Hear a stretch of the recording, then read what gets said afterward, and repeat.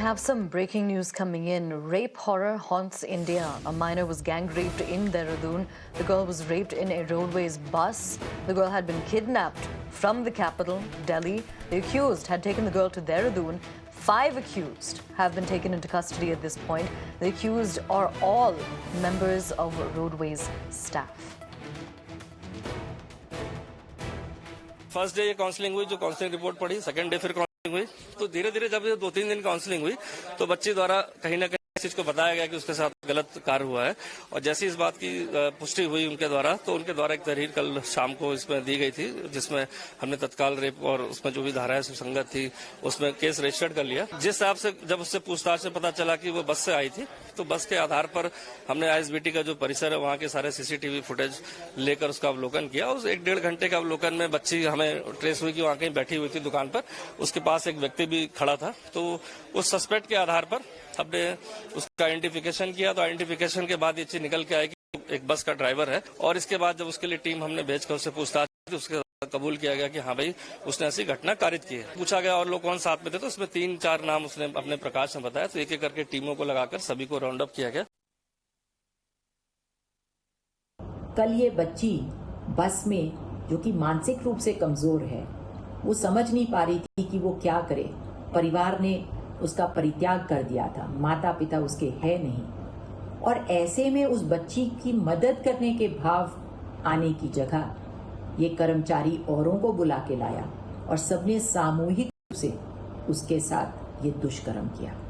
और ऐसा सोच के कि ये बच्ची तो मानसिक रूप से कमजोर है, हमारा कुछ बिगड़ेगा नहीं, वो लोग उसको वहां से छोड़ के फरार हो गए। मैं बधाई देना चाहती हूँ अपनी CWC और अपनी पुलिस विभाग को, जिन्होंने त्वरित इसका संज्ञान लिया, बच्ची को एक सेफ प्लेस पे ट्रांसफर किया और काउंसलिंग के दौरान उन्होंने ये पता लगा लिया कि उसके साथ ये हादसा हुआ है।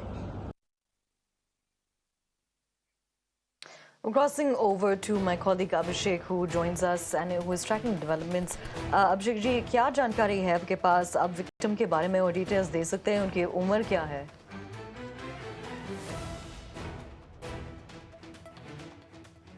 देखिए, नाबालिग लड़की है जिनकी उम्र 16 साल बताई जा रही है, और वो जो सफ़र कर रही थी, देर रात सफ़र कर रही थी दिल्ली से देहरादून। और देहरादून में जब वो पहुंचती हैं इसी बस के मार्फत, देखिए मैं उसी घटना स्थल पे हूँ, देखिए ये वो बस है।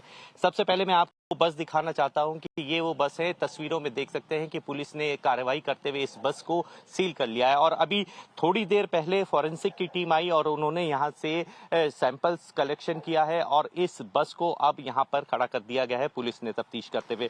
घटनाक्रम हुआ 13 तारीख का, जब 13 तारीख की रात यानी मंगलवार की रात ये बस आईएसबीटी पहुंचती है तकरीबन 12 बजे के आसपास, और ये खड़ी हो जाती है आईएसबीटी में। रात देर काफी हो गई थी, जिसकी वजह से उक्त नाबालिग जो युवती थी उसने ये सोचा कि जो का गंतव्य स्थान है वो सुबह यहां से सफर करेगी दोबारा से, वो इसीलिए इसी बस में बैठकर वो इंतजार करने लगी सुबह होने का।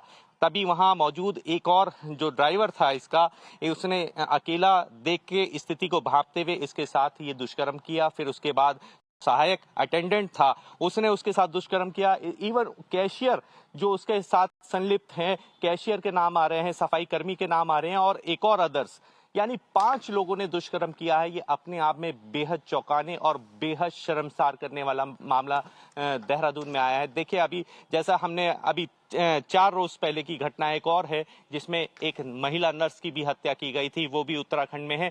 तो पुलिस भी अब एक्शन प्लान में है, पोक्सो एक्ट लगा दी गई है, सभी 5 को गिरफ्तार कर लिया गया है।